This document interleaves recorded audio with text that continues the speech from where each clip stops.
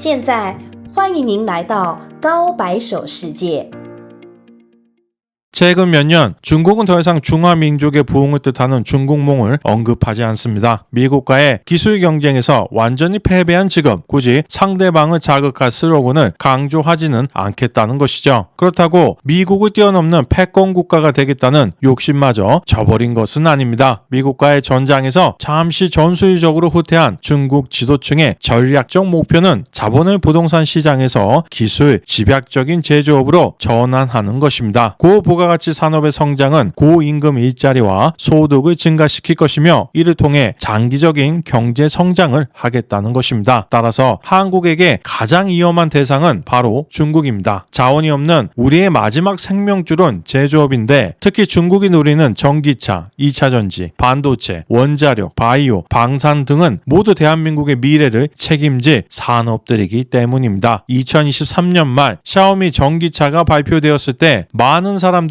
그 만듦새에 대한 많은 의구심을 품고 있었습니다. 하지만 작년 3월 정식 출시 후 이미 10만 대 이상이 판매되었으며 올해는 시장의 최고 사양의 SU7 울트라를 내놓을 예정입니다. 샤오미의 주가는 불과 1년 새 2배가량 상승했습니다. 2차 전지의 기술력에 있어 중국은 한국에 비교가 되지 않습니다만 이상하게도 한국의 점유율은 지속적으로 줄어들고 중국은 늘어나고 있습니다. 작년 1월에서 10월까지 2차 전지 사용량을 보면 한국 기업들의 점유율은 20.1%에 그쳐 재작년 23.8%에서 더 줄어들었으며 중국산의 비중은 꾸준히 70%를 넘나들고 있습니다. 시장 경쟁에서는 이미 한국 배터리 3사가 뒤집기 어려운 상황까지 밀렸습니다. 저는 지난 영상들에서 수차례 중국산 2차 전지를 경계해야 한다고 말씀드렸습니다. 하지만 중국산은 기술적으로 한국산에 못 미치기에 전혀 위협적이지 않다며 잘못된 주장을 하고 있다는 많은 비평을 받았습니다. 일각에서는 중국 시장을 제외한 글로벌 시장에서의 점유율이 중요하지 중국 시장은 중요하지 않다고 주장합니다. 세계 전기차 시장의 60% 이상이 중국입니다. 전체 시장의 60%를 제외하고 40% 안에서만 우열을 가리는 게 도대체 무슨 의미가 있겠습니까? 흐린 눈을 뜨며 보고 싶은 것만 본다고 해서 이미 발생한 사건이 없던 것이 되지는 않습니다. 누군가는 화재가 심상치 않게 나는 중국산 2차 전지를 사용한 자동차를 누가 타냐고 주장하지만 한국에서 판매되는 벤츠 전기차 중 많은 모델이 중국산 2차 전지를 사용하고 있습니다. 더불어 한국에서 운영 중인 절반 이상의 전기버스는 중국산입니다. 당연히 이 버스들은 중국산 2차 전지를 사용하고 있죠. 지금 이 영상을 보는 여러분들 중 절반은 중국산 2차 전지를 장착한 자동차를 타본 경험이 있을 확률이 높습니다. 2차 전지 같은 설비 산업은 대규모 투자를 전제로 합니다. 생산량이 일정 수준을 넘으면 생산 비용이 급감하는 레버리지 효과를 누릴 수 있다는 장점이 있습니다. 반대로 생산량이 줄어들면 원가가 급상승하는 상황에 빠지게 됩니다. 이처럼 규모의 경제의 확보 여부가 경쟁력의 중요한 요인인 자본 집약적 산업에서는 일정 수준 이상의 점유율을 확보하지 못하면 버는 족족 설비 개선 등 투자에만 투입하게 됩니다. 쉽게 이익을 남길 수 없게 되는 것입니다. 반면 시장을 차지한 기업은 점점 더 큰 이익을 얻습니다. 과거 삼성전자가 일본의 반도체 기업들과의 경쟁에서 이길 때는 우리의 승리 공식이었지만 이제는 중국이 한국의 LCD 산업을 무너뜨릴 때 사용한 승리 공식이 되었습니다. 삼성전자는 중국 반도체 기업들의 공격적인 시장 진출 때문에 구형 공정 D램과 8인치 파운드리 분야를 사실상 포기했습니다. 반면 중국을 대표하는 반도체 기업 창신 메모리는 올해 16나노 비중을 대폭 상승시킬 계획이기에 중국 반도체의 공세는 한층 거세질 것으로 보입니다. 다만 한 가지 다행인 점은 트럼프 대통령이 중국의 반도체 산업을 강하게 제재해 줄 것이라는 것뿐입니다. 일각에서는 트럼프로 인해 보호무역주의가 강화될 것을 염려하지만 미국의 추가 관세 때문에 가격이 10에서